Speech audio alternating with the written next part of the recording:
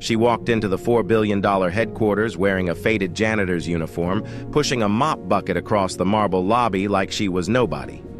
Not a single executive recognized her. Not the vice president who passed her without a glance, not the security guard who barely nodded. Victoria Hale, the woman who built this empire from nothing, These projections had are far become too invisible optimistic. We need inside to her own scale company. back. But the She market spent 30 analysis shows days high mopping potential. floors and back out emptying now. trash Potential cans. for what? But what Another silenced costly the failure, entire but with boardroom caution. wasn't the Employees are worried billionaire's about job disguise. security. We need to It was the address it. moment Their she named concerns are her overblown. successor, Mergers a and net black positives. waitress from the They feel company undervalued. cafeteria. We must show we're listening. It We're started with ignoring a their satisfying voices. sense of irony. Victoria Hale had spent 30 years walking through these doors in tailored suits and Italian heels, and everyone had stood a little straighter when she passed. Now she shuffled through the same lobby in rubber-soled shoes and a shapeless gray uniform, and nobody looked at her at all. She had wanted to become invisible. She just hadn't expected how easy it would be. 3 months earlier, Victoria had collapsed during a board meeting. A minor stroke the doctors said minor enough that she could recover, fully serious enough that she couldn't ignore it. She was 62 years old. She had built Hale Dynamics from a one-room office above a laundromat in Newark into a $4 billion technology empire. She had done it as an immigrant woman with no connections, no family money, and no safety net. And now, her own body was telling her it was time to let go. The board had been ready. Too ready, in fact. Within a week of her diagnosis, they had assembled a short list of CEO candidates, polished men with Ivy League MBAs and 20-year resumes at Fortune 500 companies. On paper, every single one of them was perfect, but Victoria had not survived 30 years in this industry by trusting what looked good on paper. Something felt wrong. The quarterly reports were too clean. Employee turnover had been creeping up for 18 months, and yet every executive summary described the company culture as thriving. Nobody thrived quietly while heading for the exits. So Victoria made a decision that her lawyers called reckless and her doctors called insane. She contacted the building's janitorial contractor, arranged a temporary placement under a fake name, and on a Monday evening in October, she clocked in for the night shift at her own headquarters.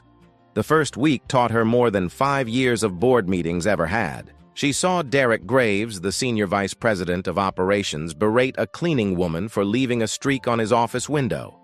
He didn't raise his voice, he didn't need to. He spoke to the woman the way someone speaks to a stain they want removed, with a cold, steady contempt that made clear he did not consider her fully human.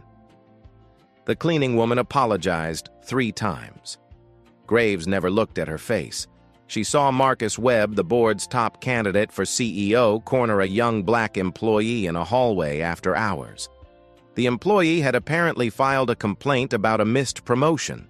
Webb told him in a voice that carried down the corridor that people who couldn't handle the culture should find somewhere else to work.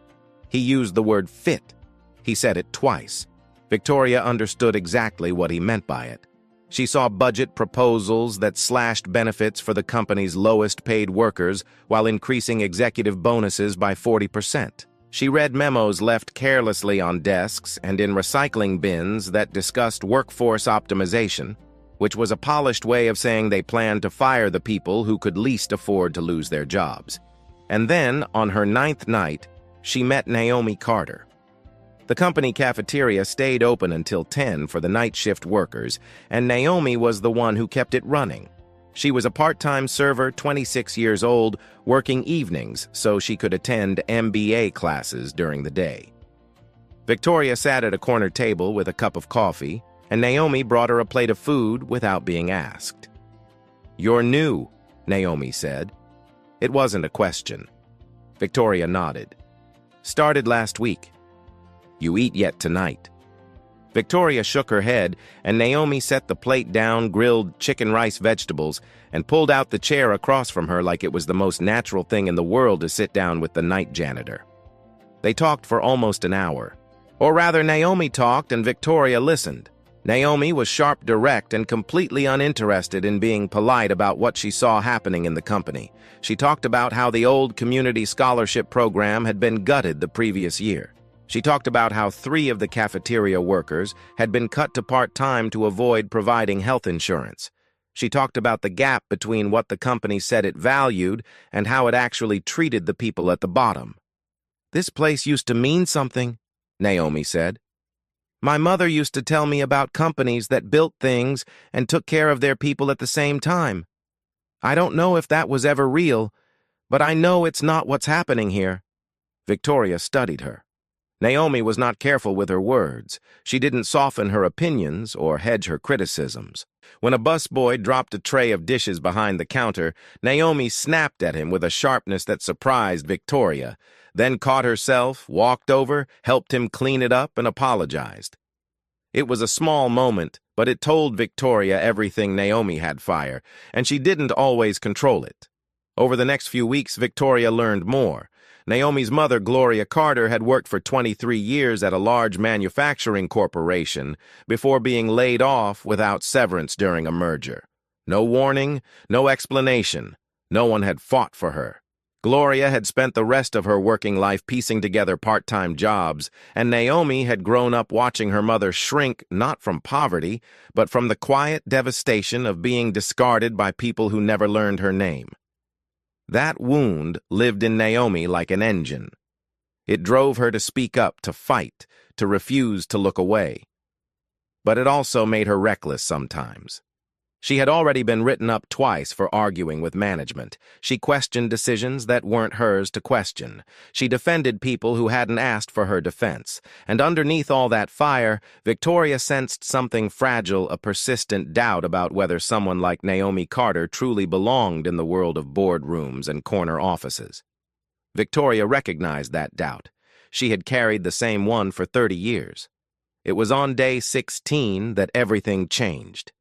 Victoria was emptying trash bins on the executive floor when she overheard a conversation through a conference room door that hadn't fully closed. 2 voices she recognized both, Derek Graves and Marcus Webb. They were discussing the sale of 40% of Hale Dynamics shares to a foreign conglomerate. The numbers were staggering, a deal worth nearly $2 billion structured to trigger personal bonuses for every member of the executive team who approved the transaction. Graves mentioned alignment payments. Webb talked about offshore accounts. They spoke casually, the way men speak when they believe no one unimportant is listening. Victoria stood in the hallway with a trash bag in her hand and felt something cold settle in her chest. This was not a negotiation she had authorized. This was not a strategy the board had disclosed to her.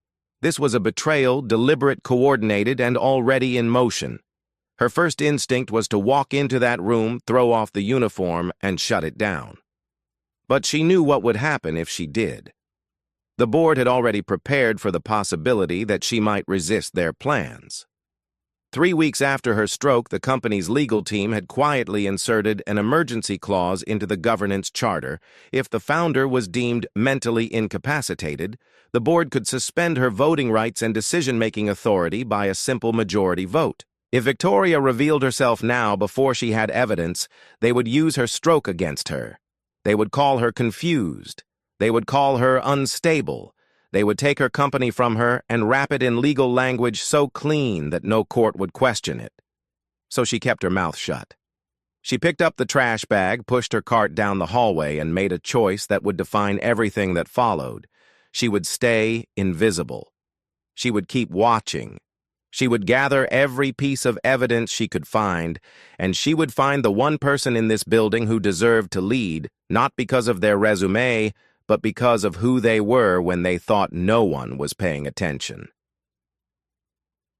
Over the next 2 weeks, Victoria watched Naomi Carter the way a sculptor studies raw stone looking for the shape hidden inside. She saw Naomi break up an argument between 2 cafeteria workers over a scheduling conflict. One of them, a middle-aged woman named Dolores, had been assigned back-to-back closing shifts for the 3rd week in a row. The other, a younger man named Travis, refused to swap because he said he had seniority. Their manager had ignored the problem entirely. Naomi stepped in without being asked. She pulled the schedule up on the kitchen computer, rearranged 4 shifts so that the workload balanced out, and explained her reasoning to both of them in plain language. Dolores thanked her. Travis didn't, but he took the new schedule without complaint. It was a small thing, the kind of leadership that never appeared on performance reviews because nobody with authority was ever watching. But Victoria also saw the other side. A week later, Naomi discovered that a summer intern, a young black woman named Jasmine, had been repeatedly passed over for project assignments in favor of less experienced interns.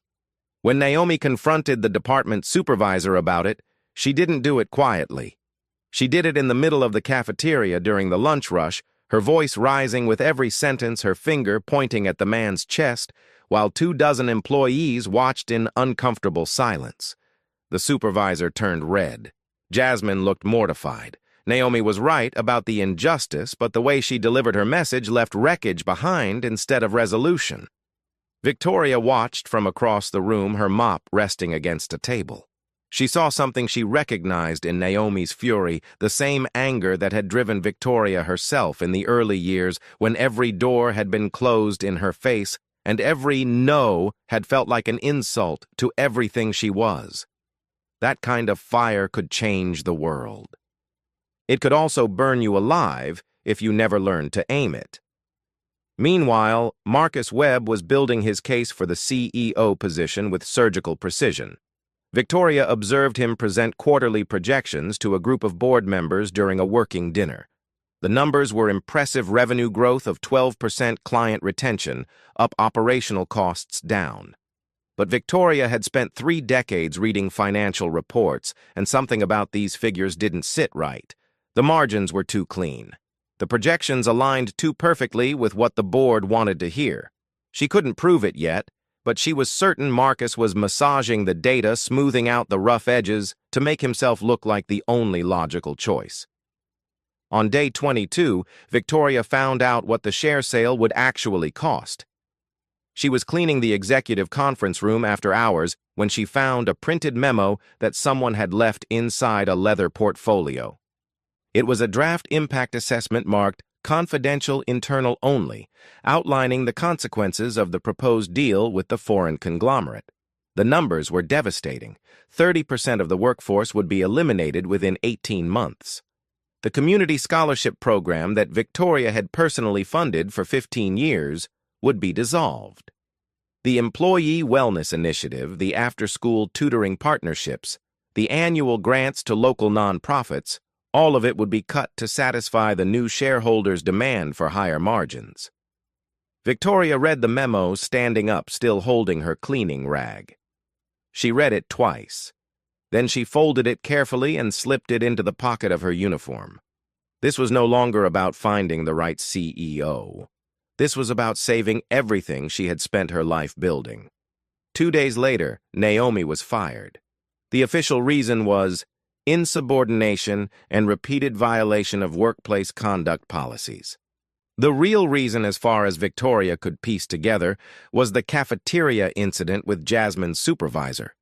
The supervisor had filed a formal complaint, and the HR director, a man who reported directly to Marcus Webb, had fast-tracked the termination. Naomi was given 15 minutes to collect her belongings and escorted out of the building by security. Victoria was mopping the lobby when it happened. She watched Naomi walk past her with a cardboard box in her arms, her jaw set tight, her eyes fixed straight ahead. Naomi didn't cry. She didn't argue with the guards. She walked out of the glass doors into the October night and didn't look back. Something cracked inside Victoria that evening. She had seen talented people pushed out before it was the ugliest part of corporate life, and she had never fully made peace with it. But watching Naomi leave felt different. It felt personal. Because Victoria knew with a certainty she couldn't explain on a spreadsheet that the woman they had just thrown away was worth more than every executive on the 42nd floor combined. That night alone in the cafeteria after closing, Victoria sat at the same corner table where she had first spoken with Naomi. The question that had been forming for weeks finally crystallized: if the next leader of this company was someone who only cared about profit, then everything Victoria had built, every scholarship, every community program, every principle she had fought for, would be erased within a year. The share sale wasn't just a business transaction. It was an erasure of her legacy, and the people who stood to lose the most were the ones who had never had a seat at the table. She didn't know it yet, but Naomi was sitting in her apartment across the city staring at the same darkness from the other side. Naomi had gone home, set the cardboard box on her kitchen counter, and sat on the edge of her bed without turning on the lights. The anger had burned out somewhere between the parking lot and the bus stop, and what was left underneath was something worse, a familiar, suffocating weight that she had spent her entire adult life trying to outrun. She thought about her mother. Gloria Carter had given 23 years to a company that forgot her name the day she was let go. Gloria had done everything right, showed up early, stayed late, never complained, and it hadn't mattered. They had thrown her away like she was nothing, and Gloria had spent the rest of her life trying to rebuild something that could never quite hold her weight again. Now here was Naomi sitting in the dark, wondering if she had inherited her mother's curse.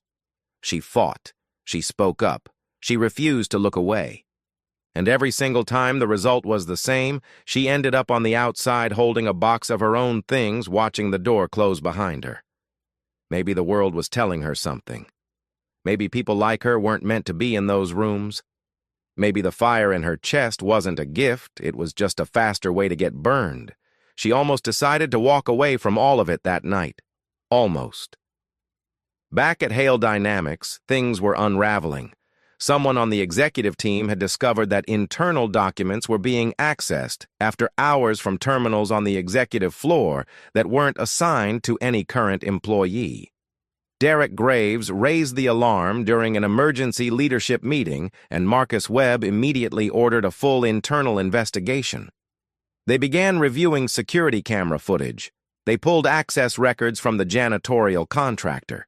And within 48 hours, Marcus Webb himself noticed something that made him pick up the phone and call the head of building security.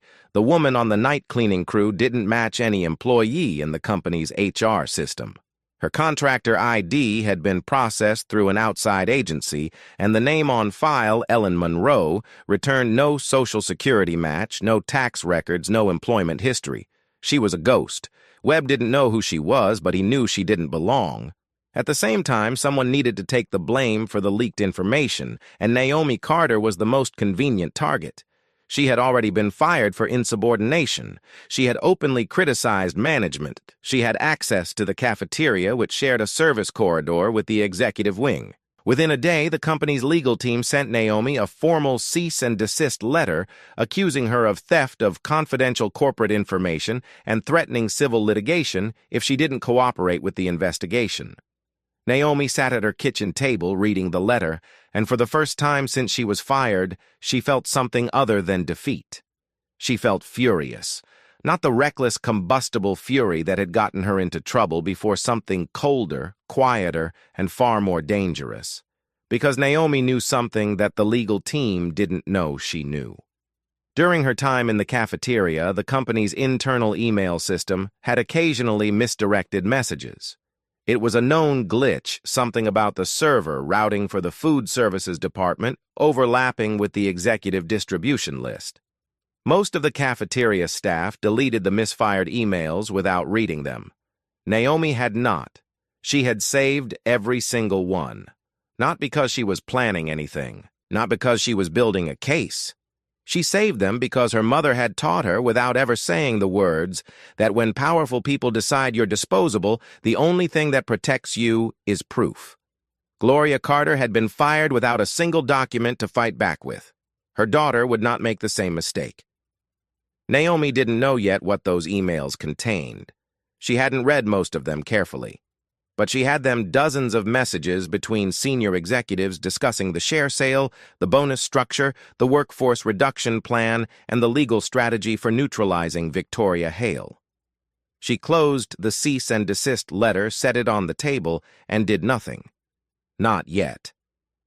On day 29, Victoria made her move.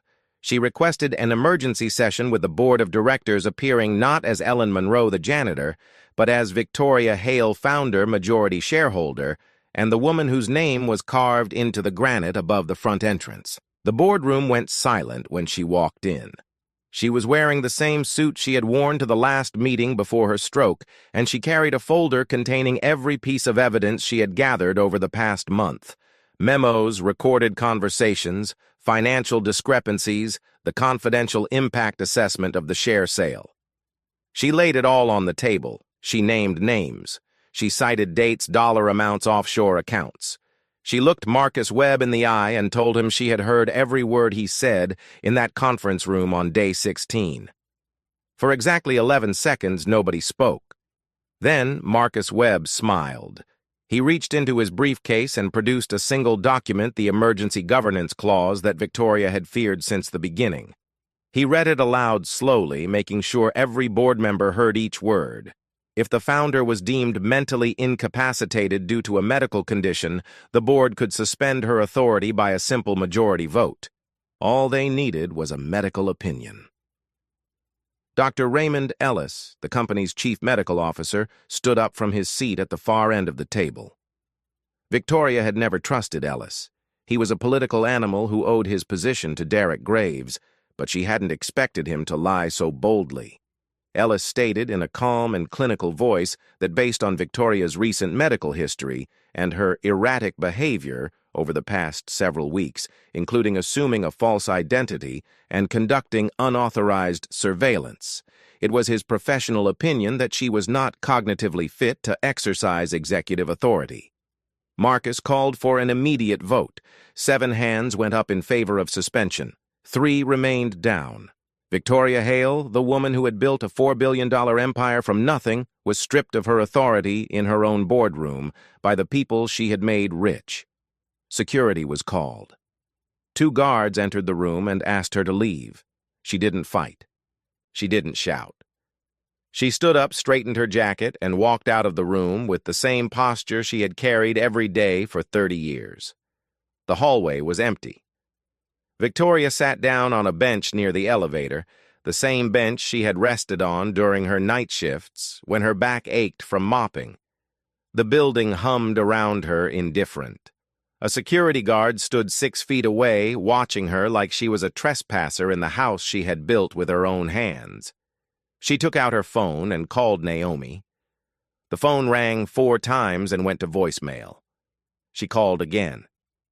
Voicemail. She stared at the screen for a long time, then lowered the phone to her lap.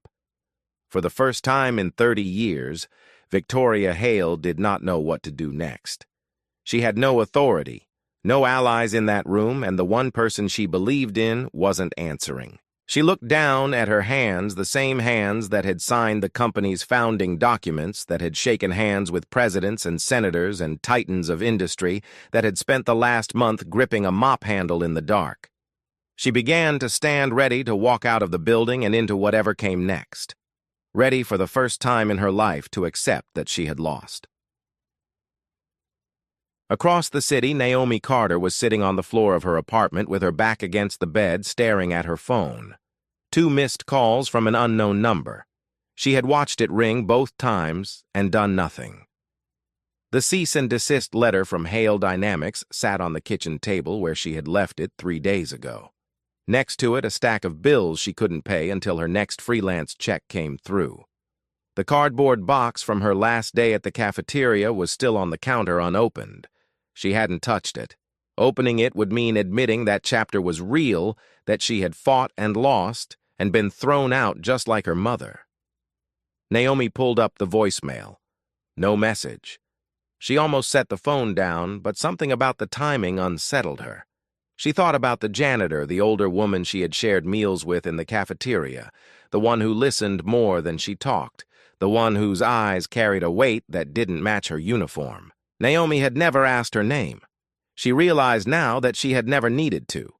Something about that woman had felt like recognition, like looking into a mirror that showed you who you could become if the world gave you half a chance.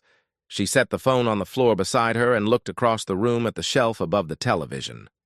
Her mother's photograph sat there in a cheap wooden frame, Gloria Carter at 40, standing in front of the factory where she had worked for more than 2 decades, smiling in a way that didn't reach her eyes. Naomi had taken that photo on a disposable camera the summer before the layoff. She had been 9 years old. She hadn't understood then why her mother's smile looked borrowed, like something she was wearing for the picture and would take off as soon as the shutter clicked. Now Naomi understood perfectly. Gloria had known even then that she was replaceable, that the building behind her would keep standing long after she was gone, and that nobody inside it would remember she had ever been there. Naomi closed her eyes. The smart thing to do was nothing. Walk away. Don't get involved. The company had already threatened to sue her. She had no money for a lawyer, no allies inside the building, and no reason to believe that anything she did would make a difference. People like her didn't win these fights. Her mother hadn't. Her mother's mother hadn't. The pattern was older than Naomi, and it would outlast her. But then she thought about Jasmine, the intern she had defended in the cafeteria, the one whose face had gone tight with shame when nobody else in the room said a word. She thought about Dolores, who worked double shifts and never complained because complaining was a luxury she couldn't afford. She thought about the janitor who had sat across from her in the empty cafeteria and listened to her talk about a company losing its soul, and who had looked at her not with pity, but with something that felt dangerously close to belief. Naomi opened her eyes. She reached under her bed and pulled out her laptop. She had saved the misdirected emails in a folder she hadn't opened in months, dozens of messages between executives she had never met discussing deals she hadn't understood at the time. She opened the first one and started reading, then the second, then the third. By the 10th email, her hands were shaking, not from fear, from clarity. She was looking at the entire architecture of the share sale, internal memos between Marcus Webb and Derek Graves, bonus calculations tied to the closing of the deal, a timeline for workforce reductions, and most damning of all, a thread discussing how to manage the founder's transition using the emergency governance clause. One email, sent 5 weeks before Victoria's stroke had even happened, outlined a legal strategy for removing her from power in the event that she resisted. They had been planning this before she ever got sick. The stroke hadn't created the opportunity, it had simply given them the excuse. Naomi printed everything, 47 pages. She put them in a manila folder, put on her coat, and walked out the door. She didn't think about what would happen when she got there. She didn't rehearse a speech or calculate the odds.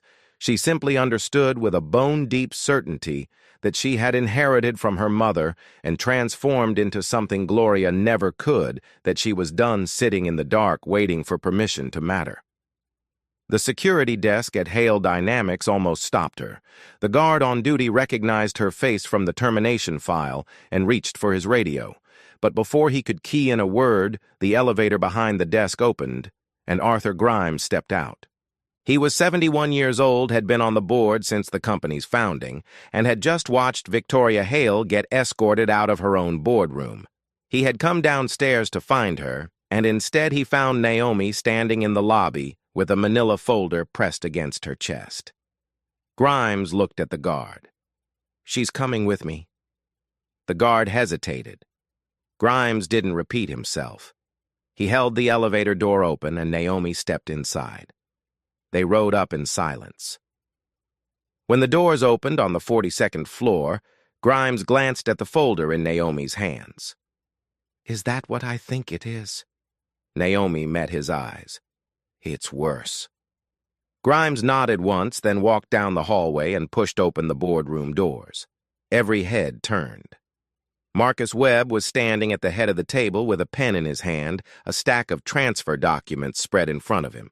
The share sale was minutes from being signed. Derek Graves sat to his right, arms crossed, looking satisfied. Dr. Raymond Ellis was reviewing something on his phone. Marcus saw Naomi first. His expression shifted from surprise to contempt in less than a second. "This woman was terminated. Get security." Grimes cut in before anyone moved. "We're about to sign a deal that will reshape this company for the next 20 years. If someone has material information, we have a fiduciary obligation to hear it. Sit down, Marcus." Naomi walked to the center of the room. She set the manila folder on the table and opened it. Her hands were trembling, and she didn't try to hide it. "I'm not a lawyer," she said. Her voice was unsteady, and she let it be. "I'm not an executive. For the past 2 years, I served coffee in the cafeteria downstairs, and not one person in this room knows my name. But I know how to read, and I know the difference between right and wrong." She held up the first email.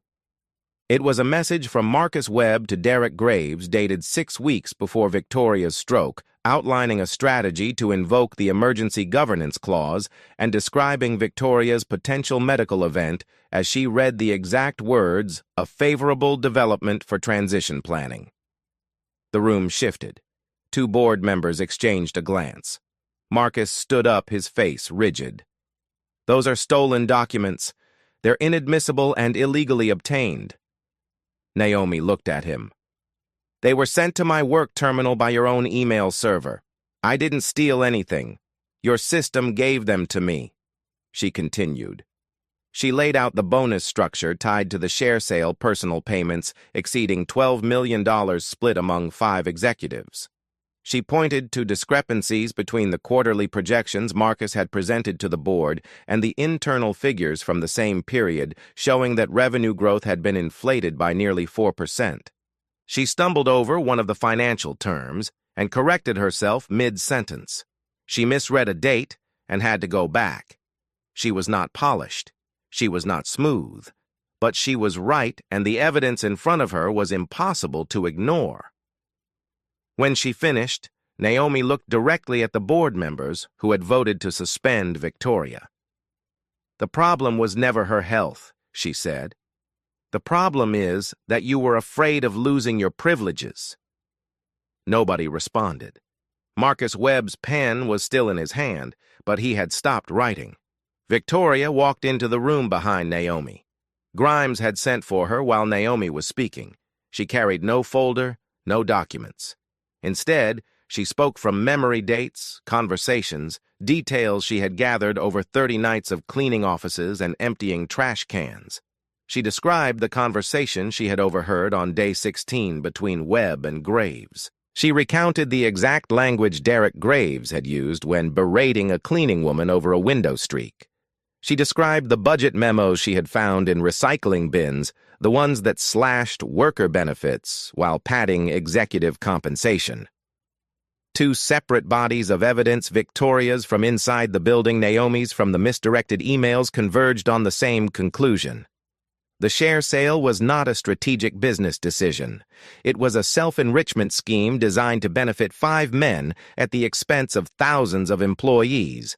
Arthur Grimes called for a new vote. Marcus demanded his lawyer.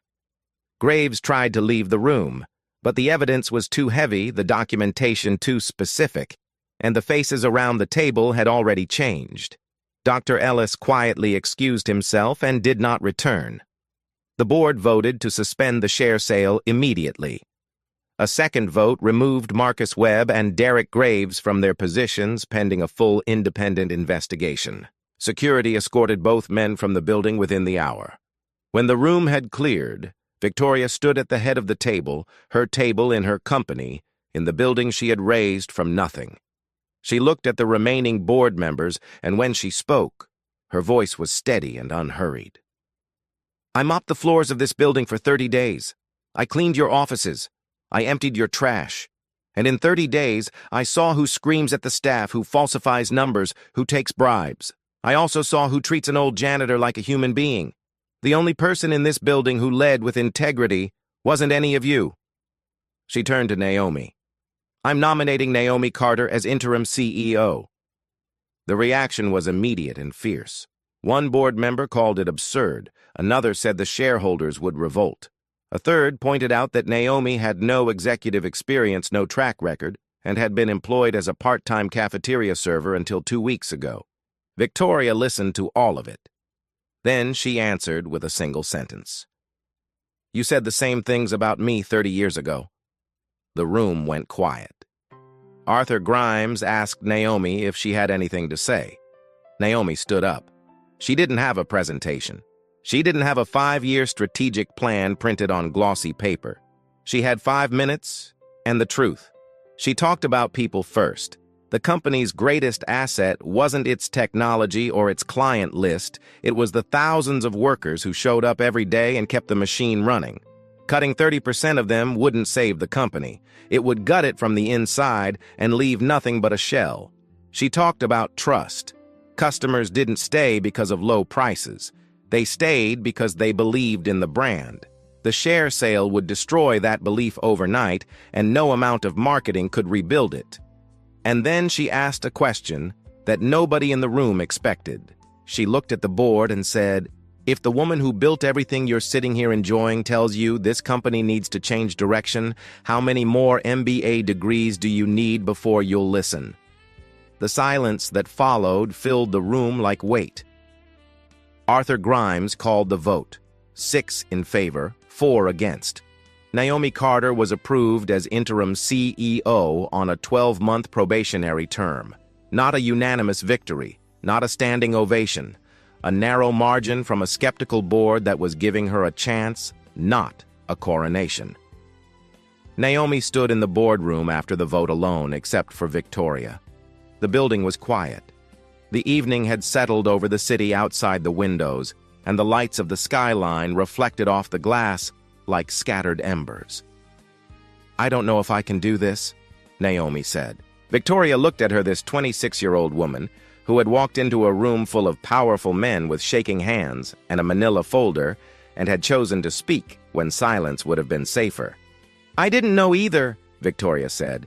30 years ago, I stood in a room just like this one, and every person at the table told me I didn't belong. I believed them for about 10 seconds. Then I got to work." 6 months later, Naomi Carter sat in the CEO's office on the 42nd floor. The room had been redecorated. She had taken down the oil paintings and replaced them with framed photos of company employees at community events. Every morning before her first meeting, she took the elevator to the ground floor and had coffee in the cafeteria with whoever was working the early shift. The staff called her by her first name. She called them by theirs. Employee turnover had dropped by 35%. The community scholarship program had been restored. Profits hadn't skyrocketed, they had stabilized. And for the first time in 3 years, the company's internal satisfaction surveys showed that people believed in where they worked again. Naomi still made mistakes. The board still challenged her. She stayed up late more nights than she didn't, staring at spreadsheets and second-guessing decisions and wondering if the doubters were right. But she showed up every morning, and she didn't quit. Victoria Hale came by the office once a week. She never sat in the CEO's chair. She sat across the desk in the visitor's seat and offered advice only when asked. She watched Naomi grow into the role the way a gardener watches a tree take root patiently, knowing that the strongest growth happens where you can't see it. One evening, as Victoria was leaving, she stopped at the door and looked back. Naomi was bent over a report, her reading glasses sliding down her nose, a cold cup of coffee at her elbow. She looked exhausted and determined and completely alive. Victoria smiled and walked out without saying a word. She didn't need to. She had spent 30 years building a company. Now she had found someone who would build it into something better. Leadership was never about the degree on your wall or the name on your family tree. It was about how you treated the invisible people, the ones who mopped your floors and served your coffee and cleaned up after you when you believed no one important was watching. Someone was always watching.